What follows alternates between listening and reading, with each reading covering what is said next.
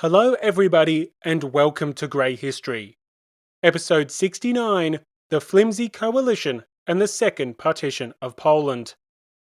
In the last episode, we witnessed the madness of Marseille. Eager to preach resistance against the capital, the result was a disaster for the vanquished insurgents. Yet, while Marseille's revolt collapsed in August 1793, in nearby Toulon, the treason was just beginning. It's here that we will end our tour of the Federalist revolts, but we will end it with a bang. Over the next 4 episodes, we'll explore Toulon's revolt, its siege, and its terror, along with the geopolitical situation which shaped the actions of both Paris and the Allied powers. The tale of Toulon is remembered for a reason, and I cannot wait to bring you this story of treason and triumph. But before we get into it, a humongous city-sized thank you to the people keeping Grey History on the air. You know the drill by now.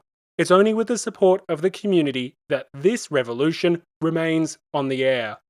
So please sponsor the show today and help do your part to create history that isn't black and white. With bonus episodes, episode extras, and ad-free listening, there are a range of perks that come with helping to produce history that isn't oversimplified.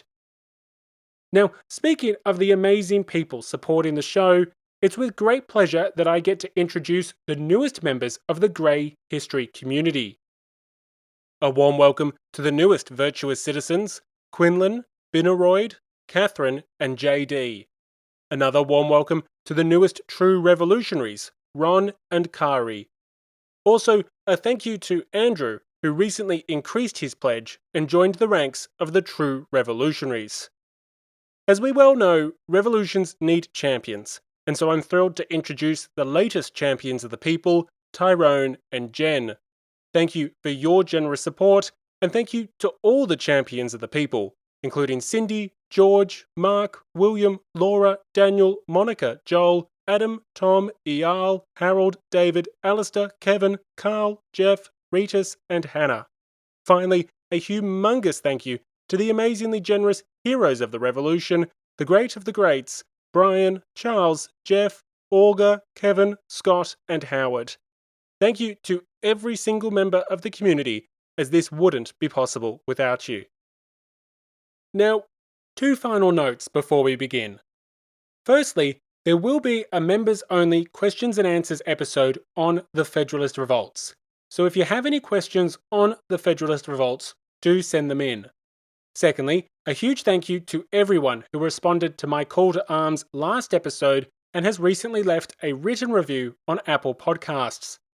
Also, a huge thank you to those people who have been sharing the show with friends and family, promoting the show on social media, leaving one-off donations, and just being an awesome supporter of Grey History.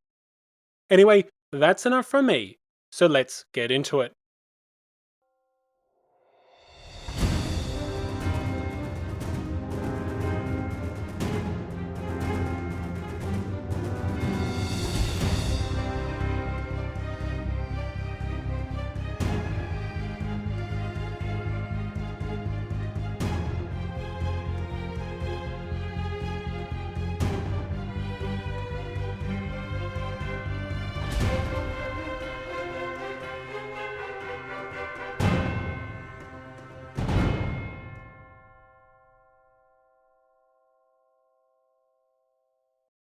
In the final days of Marseille's Federalist revolt, desperation turned to treason. With the Republic's armies marching on the insurgents, the decision was made to do the unthinkable. The British would be asked for help. Contacting the nearby British fleet, Marseille's rebels sought a reprieve from the blockade that had driven the city to despair. But they also sought protection from the Convention's advance. Unfortunately for the rebels, their flirtation with the enemy would only enhance their misery. Having opened negotiations less than a week before Marseille's capitulation, time was simply insufficient. The Republic arrived, and the British had no time to intervene. But while the delegation from Marseille had failed in their task, a simultaneous delegation from Toulon achieved success. Like so many other southern communities, the great naval arsenal had joined the ranks of the Federalist rebels in July 1793. Now facing the consequences of its decision, the port also sought an understanding with the British. The deal that was done, and the siege that followed, has been a fable of European history ever since. And for good reason. This is a saga that has it all, from the what-ifs to the missed opportunities, from the debut of a future emperor to a chaotic and brutal repression. The tale of Toulon and the myths that surround it have continued to echo for centuries. But before we can examine the siege of Toulon and its numerous historical debates, it is worth pausing our French-centric narrative and absorbing the bigger picture. After all, while France was consumed by the Federalist revolts, these insurrections were only part of a much larger geopolitical chessboard. In doing so, we can answer some fundamental questions as to just how this situation came to be. For example, have you ever wondered why it was the British fleet that was contacted when the British home isles and British colonial interests were far, far away? Why was it not nearer enemies, such as the Spanish or the smaller Italian states? Furthermore, with southern France in rebellion, why was a fleet contacted at all? Why was a foreign army not close at hand, capitalizing on the considerable disunity in the south? Surely, with Lyon, Marseille, and Toulon in rebellion, the region was ripe for the taking. Well, British war aims and the dysfunctional state of the First Coalition are critical to understanding the development of Toulon's insurrection. Thus, before we dive into the narrative in the Mediterranean, we should start our story to the north, not in Paris, but in London. When England first entered the Revolutionary War on the 1st of February 1793, its immediate objectives were fairly close to home. While not fearing an invasion of the home islands, the British government was worried about nearby developments in the Netherlands. In the Austrian Netherlands, aka modern-day Belgium, the French had achieved stunning success in late 1792. Under the then celebrated leadership of General Dumouriez, France had liberated the Belgian people. With the advance of France also triumphant in the Rhineland and in the Western Alps, the French army was scoring success after success. The Brits feared that the next success would be their allies to the north, the Dutch Republic. At the start of February 1793, France declared war on both Protestant powers, and the invasion of the Upper Netherlands commenced just weeks later. Thus, from its entry in the Revolutionary War, the first British priority was keeping the Netherlands out of revolutionary hands. But, as it turned out, the Brits had no reason to fear. At least, not yet. As we've discussed previously, on the 1st of March 1793, Austria and Prussia launched a devastating counterattack. Within a few short weeks, most of France's newly acquired prizes were back in coalition hands. Furthermore, after the ill-fated Battle of Neerwinden on the 18th of March, the French General Dumouriez went rogue. The one-time saviour of the Republic became its greatest villain, and the attempted coup rattled the French nation and spurred fresh divisions within the National Convention. With Spain having entered the war in early March, and the best French general abandoning the cause just weeks later, surely Allied victory was imminent. As such, over the next few months, the British could re-evaluate their military priorities. With both the Upper and Lower Netherlands now secured, what would the British choose to do? Perhaps this task would be easier if the government actually had clearly defined war aims. But London hadn't heard of strategy on a page.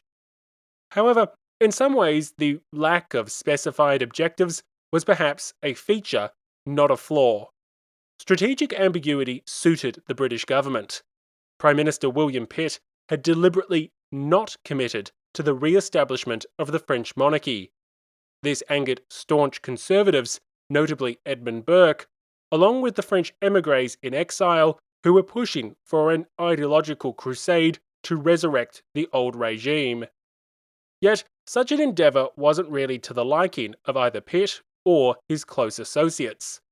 While London was doubtful that a lasting peace could be achieved with the Republic, it hadn't ruled out the possibility entirely. Besides, the new Republic may be more willing to part with colonial territories than a restored French monarchy. And that last point underscores how the British government initially approached the revolutionary conflict. More inclined towards realpolitik than ideological warfare, Pitt's government viewed the war in much the same terms as many 18th century feuds. This was a means to enlarge both commerce and territory, and Britain's subsequent military objectives reflected as such. By mid-1793, the government had two military objectives in mind. One, I suspect, is rather obvious, but the other, less so. If we start with the latter, what limited forces the British Army possessed were already on the continent. Assisting the Austrians in the so-called Flanders campaign, London soon became enticed by the channel port of Dunkirk. Now, this may seem an odd choice, but it was for both strategic and political interests. Strategically, the capture of Dunkirk would shorten supply lines and communications with Allied forces on the continent.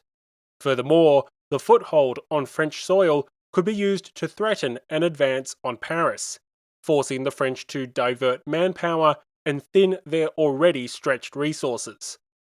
But perhaps more importantly, Dunkirk could be used as a bargaining chip in the game of great power politics. King George III was apparently interested in keeping the port, I suppose the northern version of Gibraltar, while members of the government were aware that it could be traded for other territorial concessions in the future. In the meantime, the British Secretary of State, Henry Dundas, argued that the reclamation of a port which was once English would inspire the British public. The resulting popularity would see an upsurge in recruitment efforts. Or at least, so the theory went. We'll return to the Dunkirk campaign at some point in the future, but needless to say, there's probably a reason you've never heard of the British conquest of Dunkirk in 1793. Now, if Britain's first objective was across the Channel, the second was across the Atlantic. French interests in the Caribbean were absolutely ripe for British intervention. By mid-1793, the situation in the French Caribbean was chaotic, to say the least. Slave rebellions, economic hardship, and social unrest consumed the various colonies.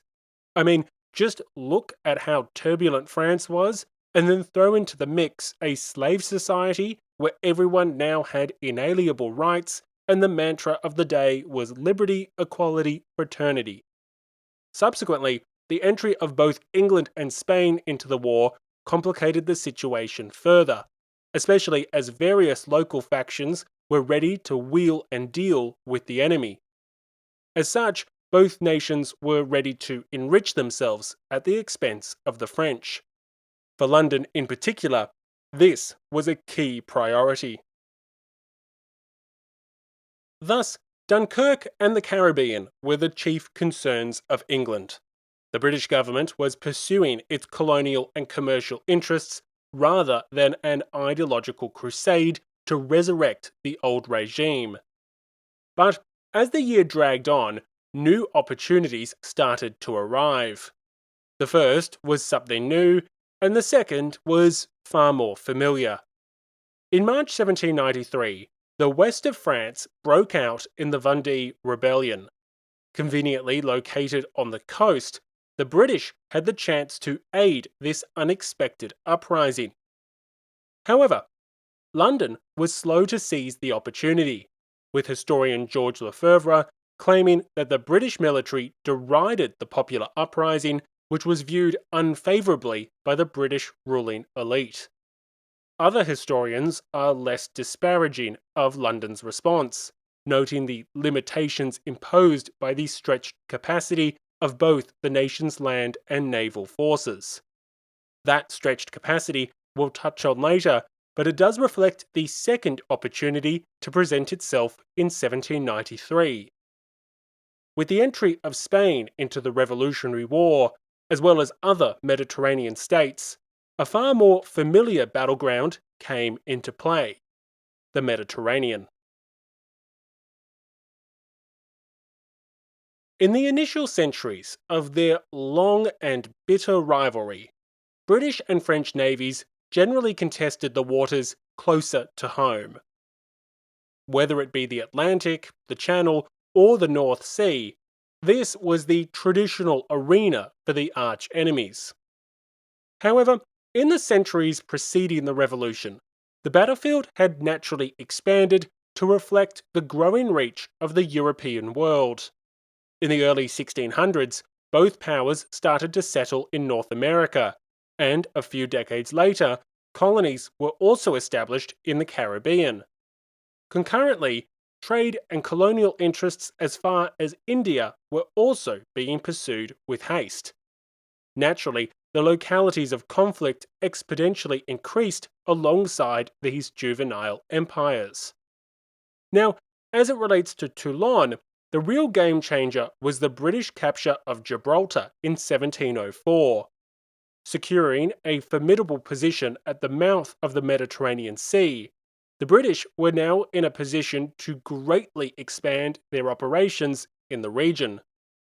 Consequently, in the following decades, British operations in the Mediterranean became more plentiful and more extensive. The Mediterranean allowed the English to challenge French interests throughout southern Europe, as well as prevent the French fleet in Toulon from uniting with the French fleets based in the Atlantic. Furthermore, offensive strategy is a two-way street, and England's rivals naturally challenged its dominance over Gibraltar, reinforcing the importance of this theatre of war. For example, it is often forgotten that the longest siege of the American Revolutionary War was the Siege of Gibraltar. So, the Mediterranean was a familiar battlefield for the British. But why did London choose to focus on it in 1793? Surely the Spanish fleet, along with the belligerent Italian states, would be more than enough to contain the French navy and secure the coalition's interests. That would then allow the thinly stretched British to focus on other priorities. Well, if only it was so simple. The first point to note is that in the second half of the 18th century, the French navy had been busying themselves with the task of building. Presumably singing sea shanties at a record pace, the end result of this endeavour was a mighty French fleet. So mighty that historian Paul Bamford even suggests that after 1763, we see the first and only time in modern history where the French navy displaced the army as the first service of the realm. So, by the time of the Republic, the revolutionaries found themselves inheriting considerable naval power. This included the French Mediterranean fleet, stationed in Toulon. Although not as powerful as the combined fleets of the French Atlantic ports, the fleet of Toulon was still considerable. Furthermore, in mid-1793, the convention passed a series of decrees seeking to speedily man the fleet. Along with the reassignment of 8 sail-of-the-line vessels from the Atlantic ports to Toulon, the French Mediterranean fleet was both a large and growing threat. Spain and the participating Italian states were outmanned, outgunned, and outshipped. If we start with Italy, then the various states of the peninsula had complicated but often hostile relations with revolutionary France. For the siege of Toulon, the two Italian states of particular note are the Kingdom of Piedmont Sardinia, with its capital in Turin, and the Kingdom of Naples, with its capital in, well, Naples. As we already know, the Kingdom of Piedmont Sardinia had been involved in the War of the First Coalition since 1792. It was its Duchy of Savoy and its County of Nice that the French had proceeded to annex in the first year of the war. Now, those two regions are still part of southeastern France today, bordering the modern-day nation of Italy and part of the region that we would call the Western Alps. But back in 1793, Turin was determined to reclaim its lost territories. And to be fair to the Piedmontese, reclamation wasn't a fool's errand. In fact, Turin will eventually reclaim these territories after the downfall of Napoleon, and it won't be until the mid-19th century that they revert to being French. So, hoping to undo the humiliation of late 1792, Turin signed a treaty with Great Britain on the 25th of April 1793, promising the troop-starved British that they would maintain a force of some 50,000 men. London would financially subsidise the Piedmontese as they attempted to secure Savoy and Nice. Further south, the Kingdom of Naples entered the conflict in 1793 and signed its treaty with Great Britain in mid-July. Demonstrating just how outmanned, outgunned, and outshipped the Italian states were, its treaty promised Great Britain just 6,000 troops and 4 ships of the line. Remember, the French had just relocated double that number from their Atlantic fleet to Toulon, and now Toulon possessed perhaps 19 operational ships of the line. That's not including smaller frigates, nor those ships out of service which could theoretically be deployed in the future. So, it's for this reason that the Italian kingdoms called upon London to sail down to the Med. Yet, it wasn't just the Italians who needed British help in the Great Inland Sea. The Spanish had entered the war in March 1793, and they too asked London for help. But, unlike the small Italian states, Spain was a much more powerful nation. Sure, its golden age had come and gone, but the former great power was still a power of reasonable measure. Critically, at least on paper, Spain's navy was comparable to that of the French. Given this, the question can be asked as to why the Spanish weren't taking the lead in the Mediterranean, freeing the British to focus on other theatres. Well, issues relating to the effectiveness of the Spanish navy, or lack thereof, are hotly disputed amongst historians. As such, I'll keep this to a brief overview of factors that individual scholars highlight or dismiss to varying extents. Firstly, with war breaking out along its land border with France, the Spanish army naturally received Madrid's priority. Add to that some combination of insufficient personnel, poor leadership, corruption, maintenance issues, and what seems to be a persistent case of bad luck, and well, that's enough to cripple any naval power. Furthermore, with colonial interests as far away as California and the Philippines, the Spanish navy was simply stretched too thin. Consequently, the Spanish never exerted quite the influence in the Mediterranean that they perhaps should have when you're just tallying the numbers. Luckily for the Spanish, they could counter the French fleet in Toulon by asking for British naval support. With the Spaniards planning a ground invasion of southwestern France, London was hardly going to say no.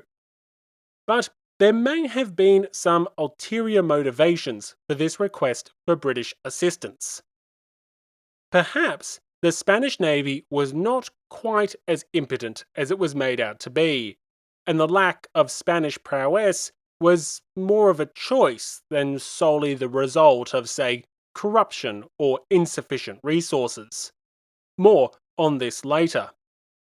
Scheming aside, on the 25th of May, a treaty was signed between the historic rivals, with Britain concluding further treaties with Prussia in mid-July and Austria in late August. London found itself in bilateral agreements with the various enemies of France. The blueprint for future coalitions was forming. So, for a variety of reasons, the first coalition desired, or in fact needed, a British presence in the Mediterranean. Without such a presence, the Spanish invasion of Western France would be threatened by the French Mediterranean fleet, and the Italian states would likewise be vulnerable.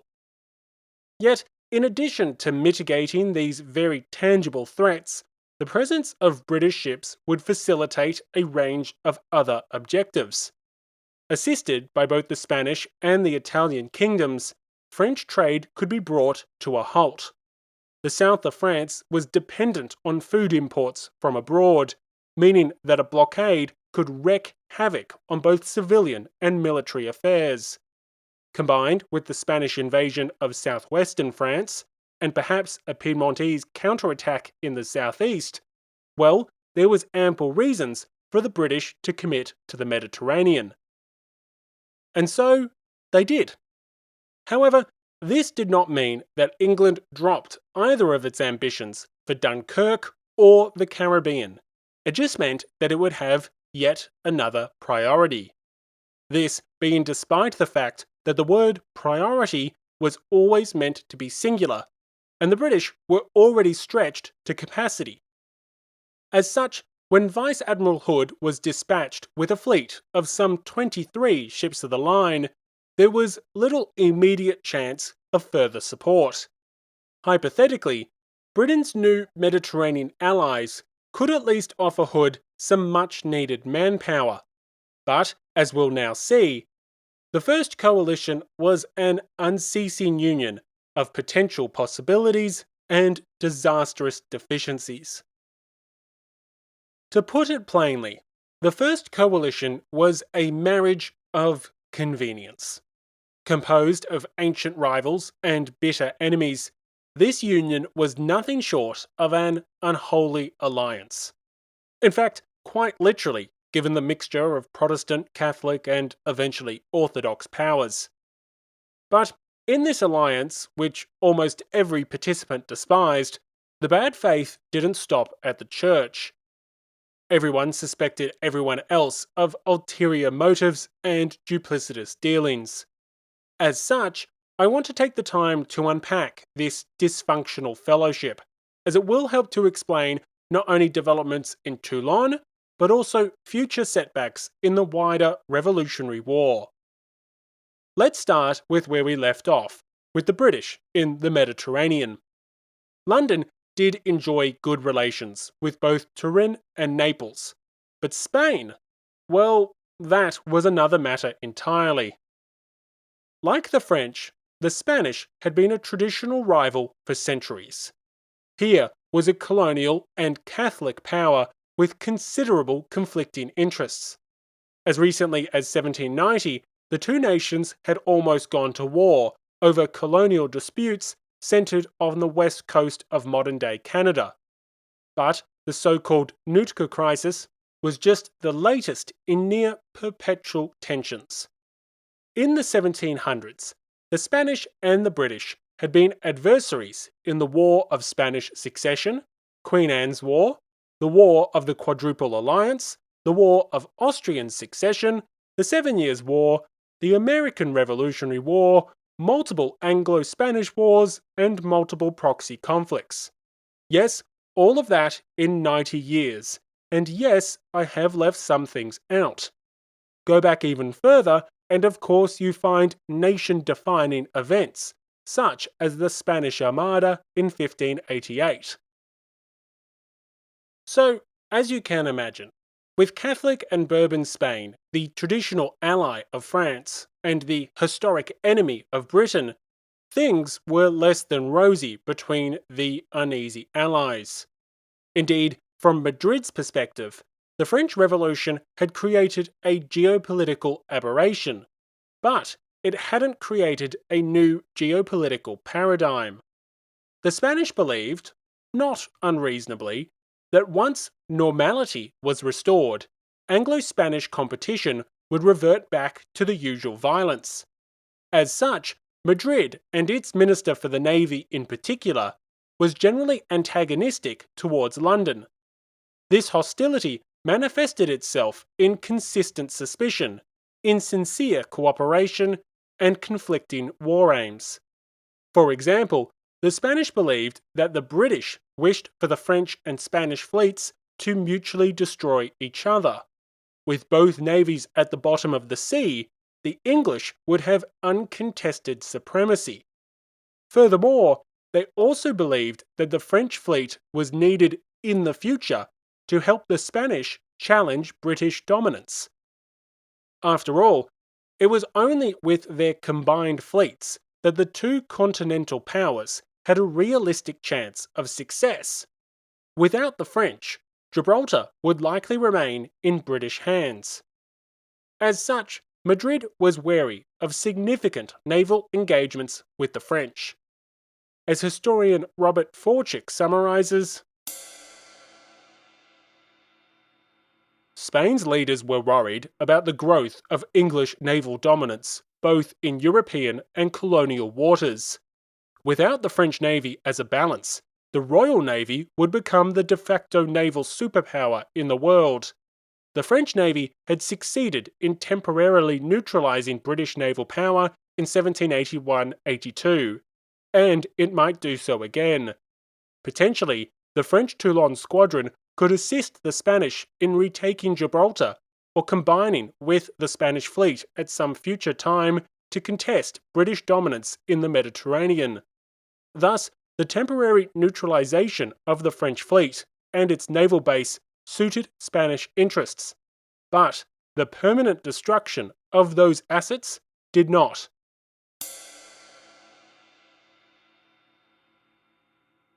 The divisions between Spain and Britain can be seen not only in their actions and objectives, but also in their private correspondence. Lord St. Helens, the English ambassador at Madrid, wrote disparagingly to Lord Grenville, the Foreign Secretary, on the 29th of May. Thus, the following assessment was written just 4 days after the nations had formally signed their Treaty of Alliance. The truth is that it is hardly possible to obtain anything from these people but through the medium of their fears, so that they are infinitely more untractable and difficult to deal with as friends than as enemies. Our chief antagonist is the Minister of Marine, Valdez, who, in common with but too many other persons, has persuaded himself that the secret aim of Great Britain in the present war is to engage the French and Spaniards to batter each other's ships to pieces, and so secure to herself in future an uncontested superiority over both. For which reason, added to an ill-judged demency, he is sure to oppose every plan which he thinks may lead the Spanish Navy into any service of danger.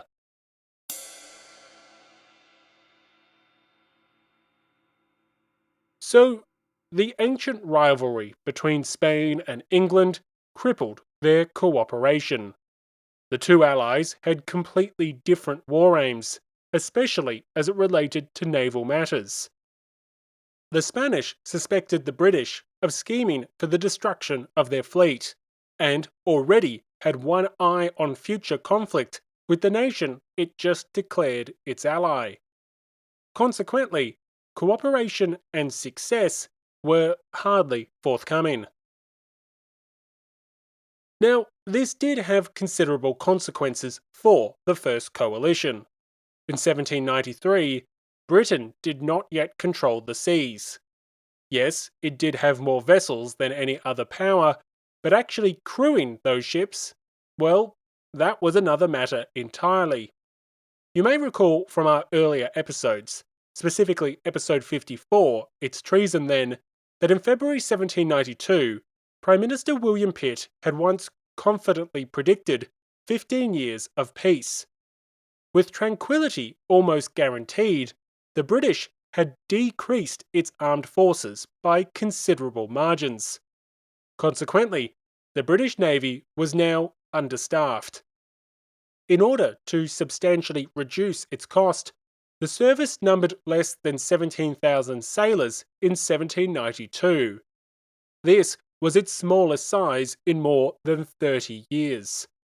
Britain was therefore unable to man its mighty fleet, and this is part of the reason why the Navy was stretched so thin in 1793. Yes, it had the ships, but they're of little use if you can't actually crew them. Thus, it's here that the Spanish Navy could have provided a tremendous amount of value, had it been cooperative. If the Spanish had been willing and able to mount a forceful presence in the Mediterranean, the British could have focused elsewhere.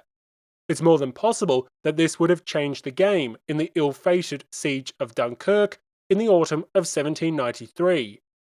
But cooperation between the Allies was not forthcoming. Believing that the Spanish Navy could have played a meaningful role, which is a point of dispute by scholars given the shortcomings of the service, historian George Lefebvre notes the result.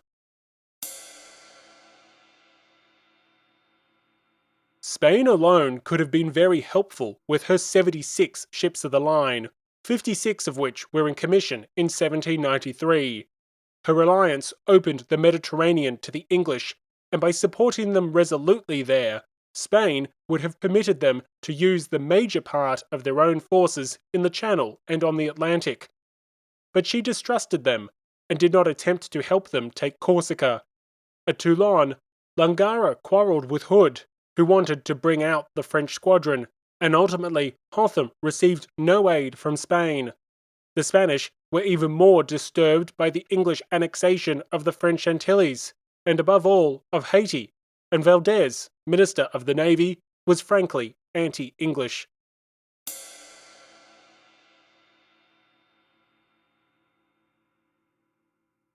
In short, suspicion and mistrust crippled the effectiveness of Anglo-Spanish operations. As such, the two rivals were simply unable to fully capitalize on the opportunities of 1793. Now, before we move on to a rivalry that makes this relationship look like sunshine and rainbows, I do want to make one point clear. I am not suggesting that this lack of harmony is solely Madrid's fault. Far from it. I think Madrid's calculations are, in large part, reasonable. Every court of Europe anticipated a reversion to the geopolitical norm once the Republic was defeated, which meant that anticipating future conflict with London was absolutely rational.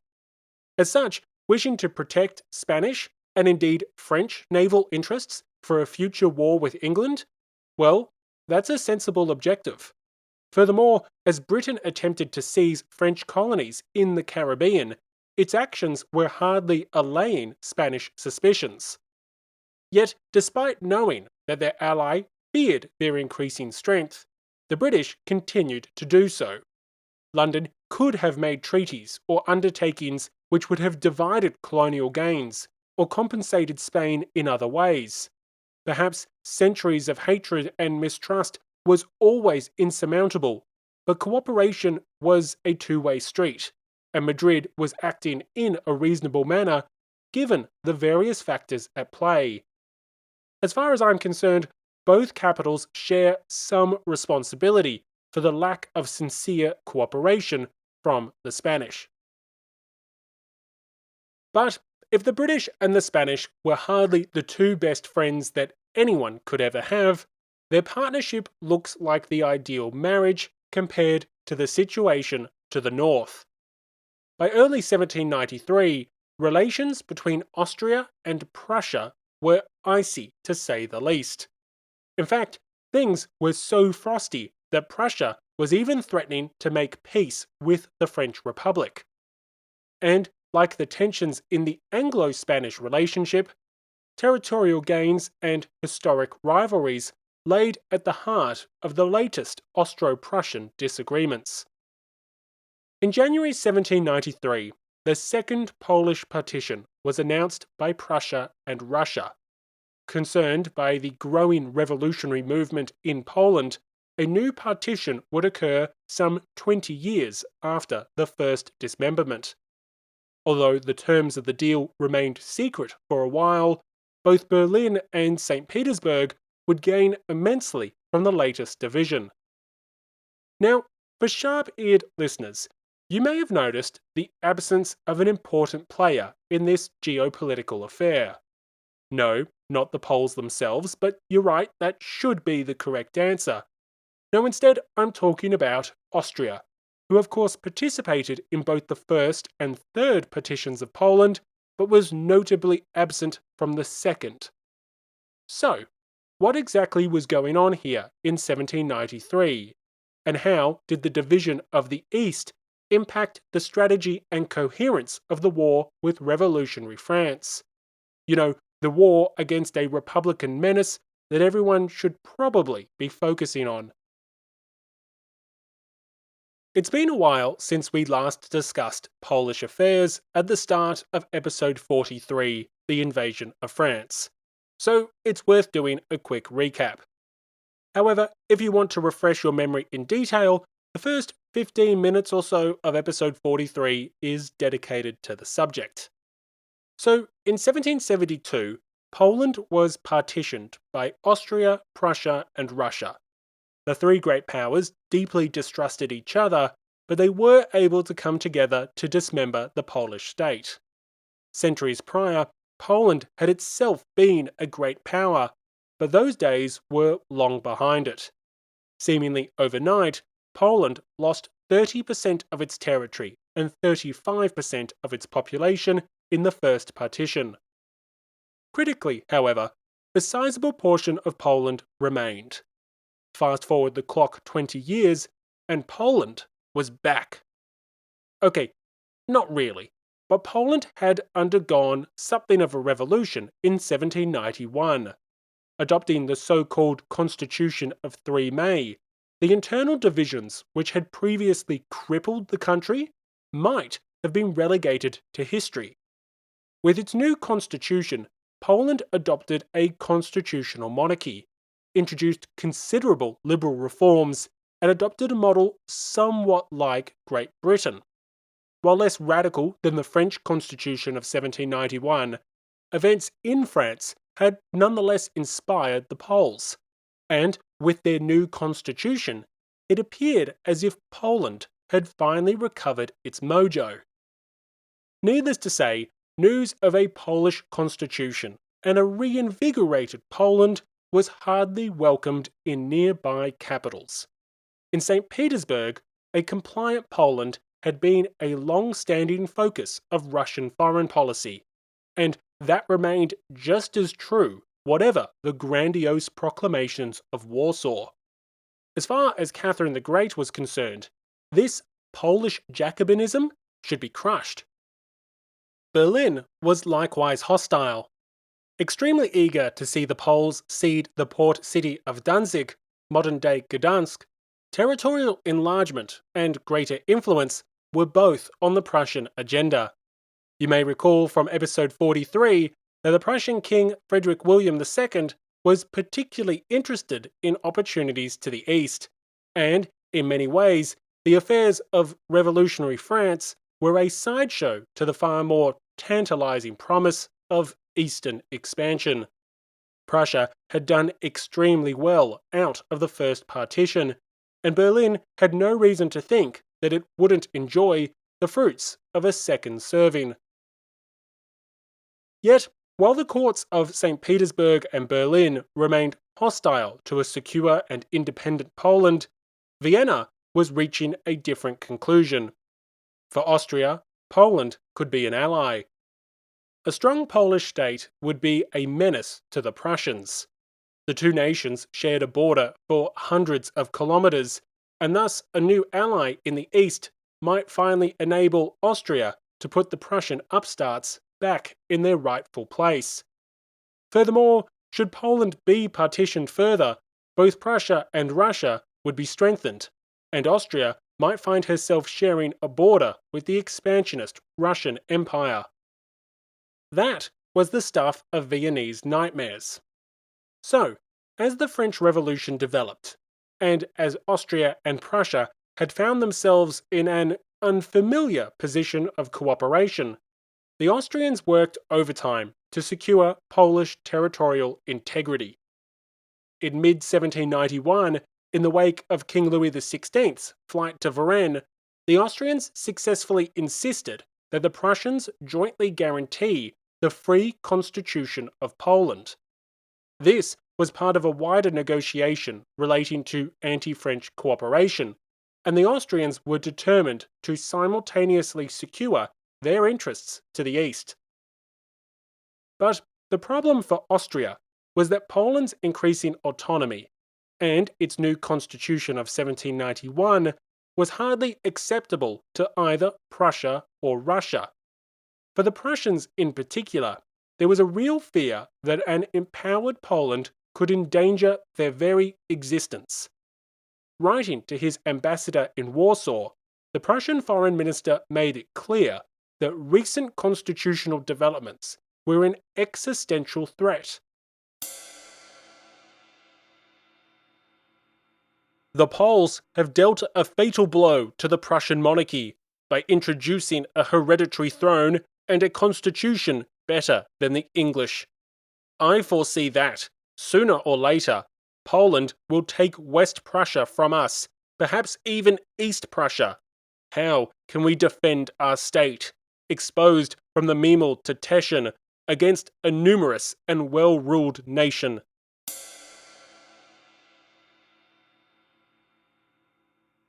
Prussia's foreign minister was overselling the resurgence of Poland thanks to the new constitution of May 1791. But Berlin's fears were nonetheless real. Similar hostilities could be seen in St. Petersburg, which was hardly going to allow this constitution to stand. Less than a month after the outbreak of war between Austria and France, Russia invaded Poland in May 1792. The latter didn't stand a chance. As discussed in episode 43, Russia's intervention alarmed both Berlin and Vienna. The former was even technically an ally of Poland, although it had no intention of saving the nation. After all, why salvage Polish independence when you can safeguard Prussian interests instead? Now, in an ideal world, the Russians would not necessarily have conducted a second partition. Doing so would mean granting lands to Austria and Prussia, and why enrich your German rivals when Poland could simply be a protectorate under Russia's sphere of influence? However, in order to appease concerns from Berlin and Vienna, and to keep them focused on the French, concessions had to be made. Prussia made it clear, before Russia's invasion, that territorial concessions were required. In fact, Prussia made it plain that its participation in any war with France was conditional on securing adequate compensation in the form of Polish territory. Likewise, while Vienna had its reasons to oppose a new partition, it appreciated that an opportunity had presented itself. As I'm sure the Austrian expression goes, when life gives you lemons, make Radler. Introducing the Bavarian Exchange. In the second half of the 18th century, Austria had a problem. Prussia. Under the famed leadership of Frederick the Great, the Prussians had outmaneuvered the Austrians on multiple occasions. Seizing the profitable region of Silesia during the War of Austrian Succession, Vienna's subsequent attempts to recover the lost territory failed miserably. Consequently, after the 7 Years' War ended in 1763, Austria was on the hunt for new ways to reverse the ascension of the Prussians. In order to do so, Joseph II, the Holy Roman Emperor, and the Archduke of Austria came up with a plan. Simply put, Austria would exchange parts of Bavaria for parts of the Austrian Netherlands. This Bavarian Exchange would greatly increase Austrian power in the German-speaking lands, create a more compact and secure realm, and finally rid Austria of its ties to the always restless Netherlands. The latter was some distance from Vienna, and although they produced sizable revenue, the Lower Netherlands were at times a considerable headache that was no way a core asset to the ruler of Austria, Bohemia, and Hungary. Bavaria, on the other hand, well, that would be a perfect fit. With the blessing of the heavens, the Austrians also had the perfect opportunity. A succession crisis in 1778 provided Vienna a chance to enact its grand plan. But for the exact same reasons Austria sought to acquire Bavaria, Prussia was determined to oppose it. Why would Berlin allow their chief rivals to expand their direct control over German-speaking lands, or to create a more compact and secure state with the military benefits that came with it? Thus, Prussia went to war, and the Emperor's exchange was promptly shot to pieces. However, while Joseph II died in 1790, leaving the throne to his brother, Leopold II, his dreams of the Bavarian Exchange remained alive and well. Ever since the War of Bavarian Succession ended in 1779, the Austrians had dreams of accomplishing this foreign policy masterpiece. Unfortunately, the Prussians had always said nein. However, with Russia's looming occupation of Poland, and with Prussia's demands for territorial compensation, Austria seized its chance. In return for allowing a new partition, the Austrians demanded two concessions from Prussia. Firstly, Prussia would honour its prior commitments to assist Austria in the event of war with revolutionary France. By March 1792, this looked increasingly likely, especially as the more bellicose Francis II had just inherited the imperial crown from his father. Secondly, Austria would be compensated by its own territorial enlargement, not in Poland, but in Bavaria. The Prussians would no longer prevent the coveted exchange. Poland's partition was undesirable, but if it secured both Prussian troops and the electorate of Bavaria, then so be it. Yet, as war erupted with revolutionary France in mid-1792, the First Coalition wasn't just distracted. Within weeks, it was divided as well. The problems with this makeshift agreement between Austria and Prussia were multiple. Firstly, Russia hadn't actually agreed to it. In fact, throughout 1792, St. Petersburg was not always convinced that partition was in its best interest. By keeping her cards close, Catherine the Great was embracing what we in the modern world would call strategic ambiguity. Buying herself time, the Russian Empress was seeing how best to capitalize on developments both in France and in Poland. But more importantly, in a relationship defined by decades of rivalry, suspicion, and mistrust, the two German powers had made a critical mistake. Neither side had actually figured out the details. Sure, Prussia would get some land in Poland, but precisely how much? When Vienna asked this fairly obvious question, Berlin argued that that answer depended on how much the Russians were seizing for themselves. A reasonable response? Yes, but a helpful response? Less so.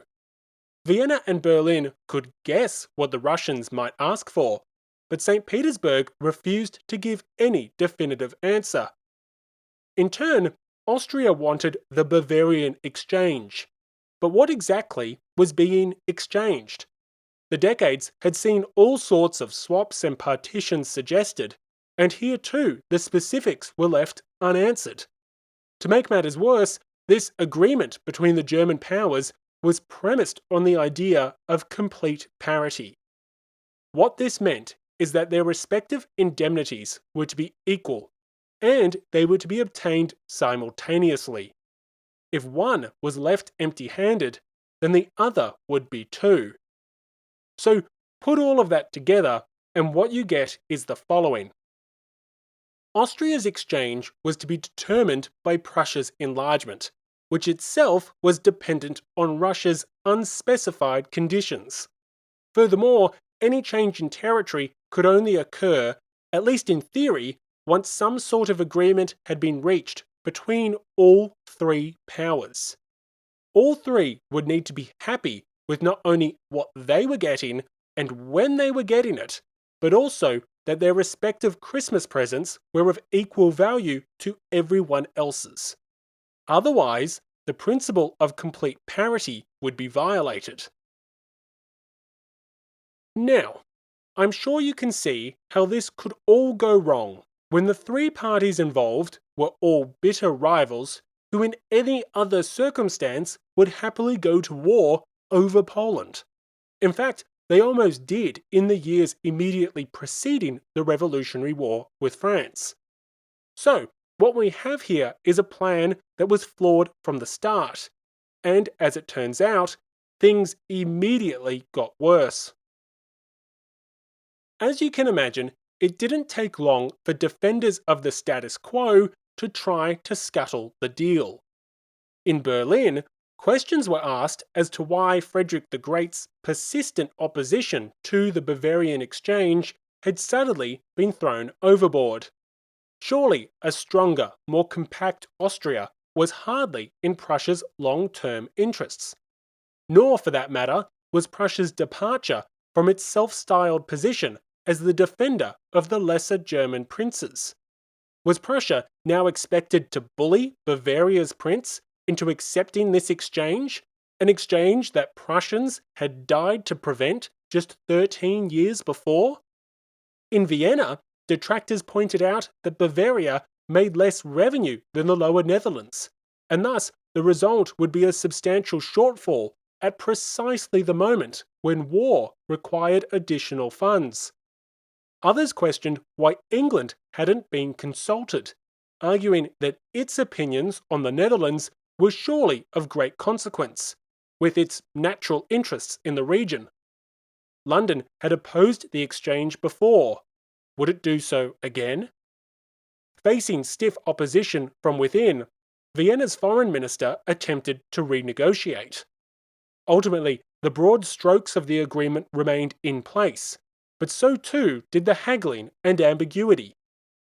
For historian Robert Howard Lord, this attempted renegotiation in July 1792 was a critical mistake. Just days out from the infamous Brunswick Manifesto and the joint invasion of France, the exact terms of territorial concessions remained the coalition's preeminent concern. This was not just a source of distraction, but division. Lord writes that in continuing to revisit the conditions of their mutual support, a great opportunity was lost. Instead of focusing on revolutionary France, these endless negotiations merely engendered disappointment, exacerbation, and mistrust. As such, Lord asserts that the fixation on indemnities produced the first rift in the coalition, and sincere cooperation collapsed as a result. The war with France had barely begun, and the alliance was already unraveling. Now, had the invasion of France succeeded in mid-1792, perhaps this new division wouldn't have mattered. Perhaps Austria would have traded its territories as planned. Prussia and Russia would have gained in the east, and with Louis XVI back on his throne, everyone could have lived happily ever after.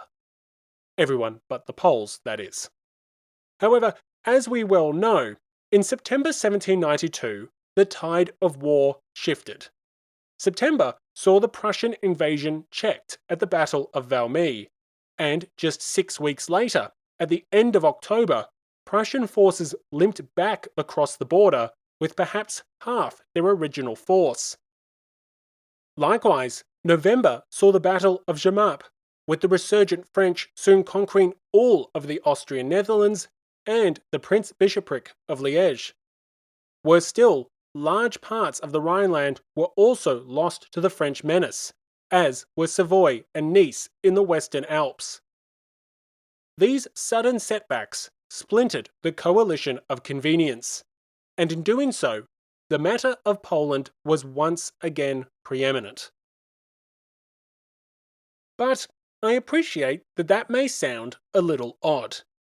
I mean, in the wake of multiple defeats, in the lead up to future campaigns, and in the midst of King Louis XVI's trial, should Poland really have been the focus? Well, yes, at least from the perspective of Prussia. In Berlin, Poland was everything. King Frederick William II had envisioned an easy war in the West, compensated for by Polish land. The king had never signed himself up for a protracted and costly campaign, let alone one that decimated his forces and humiliated Prussian prestige. Before his troops had even left French soil, Frederick William was threatening peace. Prussia would withdraw from the alliance with Austria unless the kingdom received immediate compensation. Now, you might think to yourself, surely the diplomatic Frederick William wasn't so blatant in his threats to leave Austria in the lurch. But yes he was. Here is part of the letter that Berlin sent to Vienna.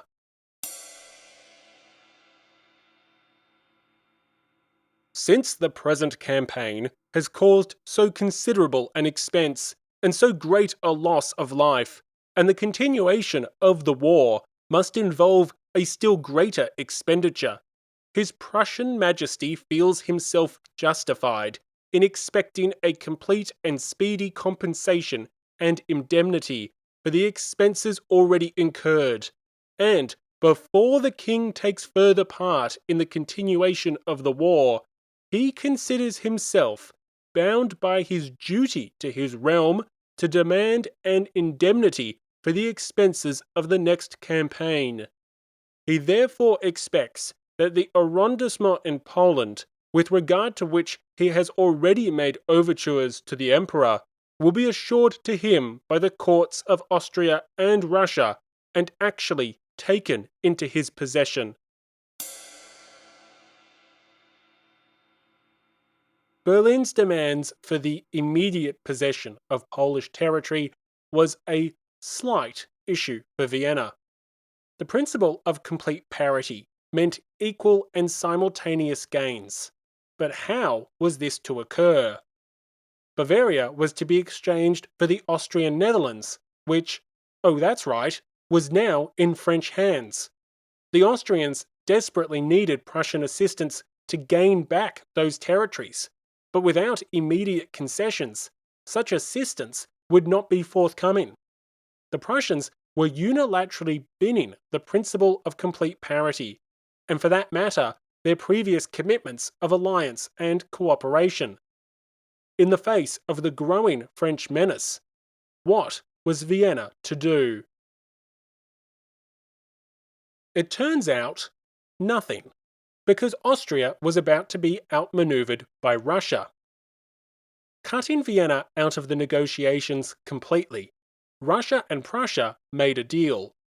Russia would agree to Prussia's terms, ceding much of Poland's western territory, including the port city of Danzig. In return, Russia would gain vast swathes of territory in the east, amounting to more than 4 times the area ceded to Prussia. If Berlin was abandoning the principle of complete parity, well, the Russians would do the same. Prussia took the deal. On the 23rd of January, the Second Partition of Poland was signed. More than half of Poland's territory and its population was lost to the two carnivorous powers. For the helpless Austrians, who were in no position to negotiate, mere lip service was paid to supporting a future Bavarian exchange. Probably. Perhaps possibly. Okay, maybe. As my old boss would say, come back to me with a proposal.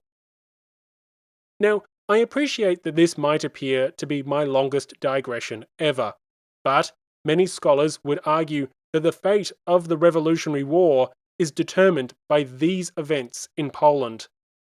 To a lesser extent, so is the Siege of Toulon, which is why we're focusing on Polish affairs now. I want to finish this episode with the two tangible impacts that these events have on the Austro-Prussian alliance. Impacts which are going to be enormously helpful for the Republicans in Paris who are about to go through hell in 1793. The first relates to troops. Unsurprisingly, the Poles hardly took this partition lying down, and Prussia had to besiege Danzig and forcefully occupy its new Polish territories. This naturally meant that Prussian troops, which could have been fighting the French, were instead conquering and policing the new lands to the east. Additionally, troops were in fact redirected from France to Poland, especially as the latter's resistance continued to prove problematic. Naturally, this created problems for the First Coalition, and in particular, Austria. Having no choice but to plug the gaps left by Prussian troops, the coalition's manpower and resources were thinned out due to Prussia's priorities in Poland. Of course, there is an element of irony here, as the only reason Austria was going along with the partition in the first place was because of the promise of Prussian troops. Troops which were now being redirected to Poland.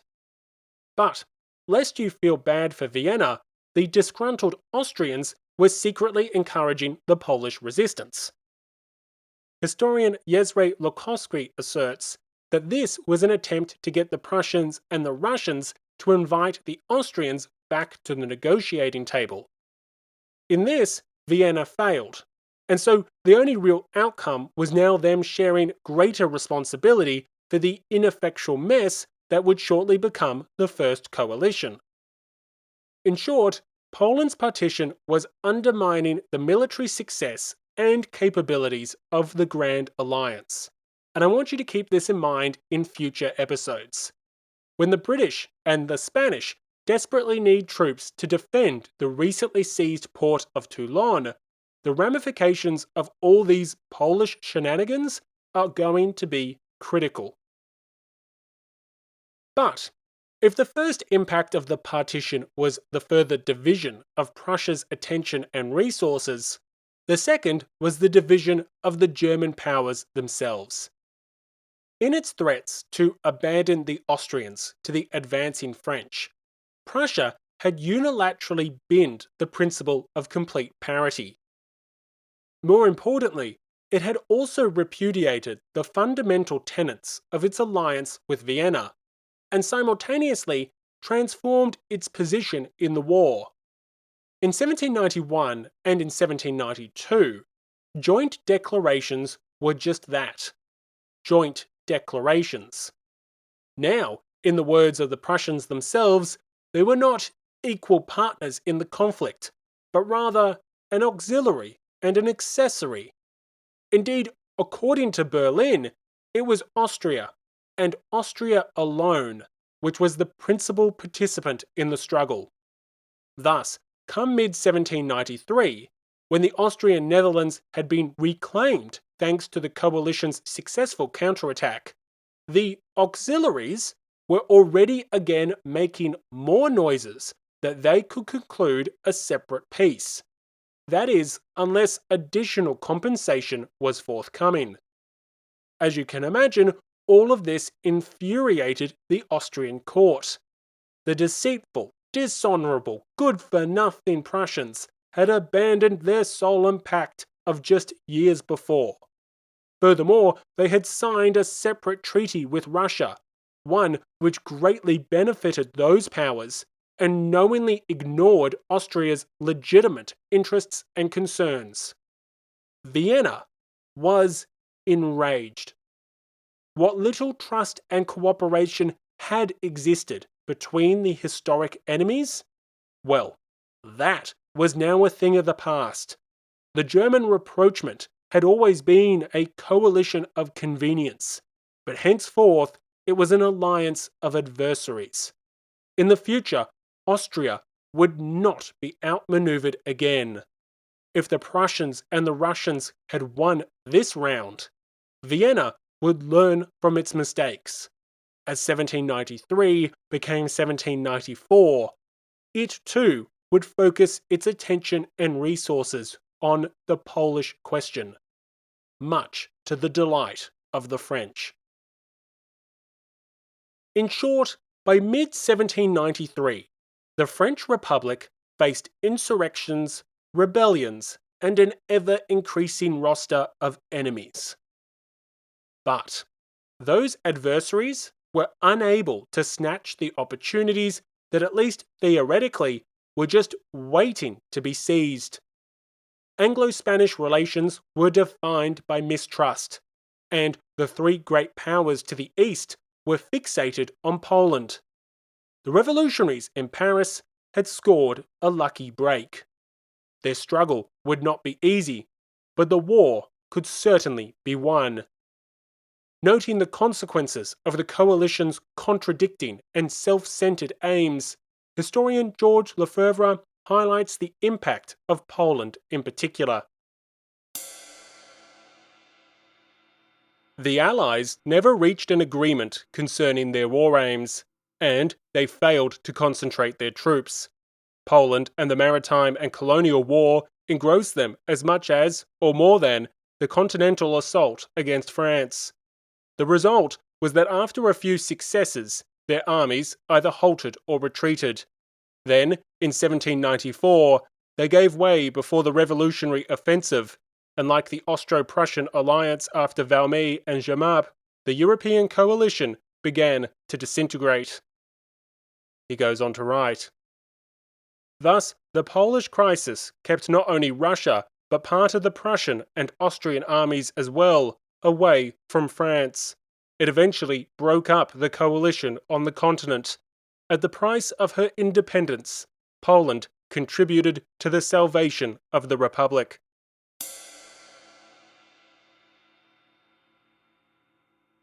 So, as Toulon's rebels parleyed with the English in August 1793, it would have been reasonable to think that the coalition was ascendant. A counter-offensive in the north had reclaimed the Netherlands and the Rhineland, while Spain and England looked for opportunities as close as the Pyrenees and as far as the Caribbean. Bordeaux and Lyon were still in federalist insurrections, and the latter might be assisted by an advance from the nearby Piedmontese. Of course, the Vendée was also in rebellion, likely to be aided by the British. Surely, victory for the whole of Europe was just a matter of time. Yet, while it might appear to be on the surface a coalition of the willing, France was encircled by a ring of dysfunctional rivals. This was an alliance of adversaries, and the rebels of Toulon would pay the price. Thank you for listening to episode 69, Toulon, the Flimsy Coalition and the Second Partition of Poland. In the next episode, we'll explore the history of Toulon, its less than idyllic experience of the revolution, and the gruesome scenes which contemporaries described as civil war. With both an unusual character and an unusual history, I guarantee Toulon will deliver a significant surprise. If you're enjoying Grey History, then why not help support the creation of history that isn't black and white, and enjoy all the perks that come in the process. From ad-free listening to bonus content to early access, there's no shortage of reasons to join the most amazing people on the planet. There's links in the show notes and on the website. Finally, between now and the next episode, if you could please find the chance to recommend the show to friends or family, that would be absolutely amazing. Thank you again to everyone in the community keeping Grey History on the air, and a special shout out to the heroically generous heroes of the revolution, Brian, Charles, Jeff, Auger, Kevin, Scott, and Howard. Thank you for listening, stay safe, and have a great day.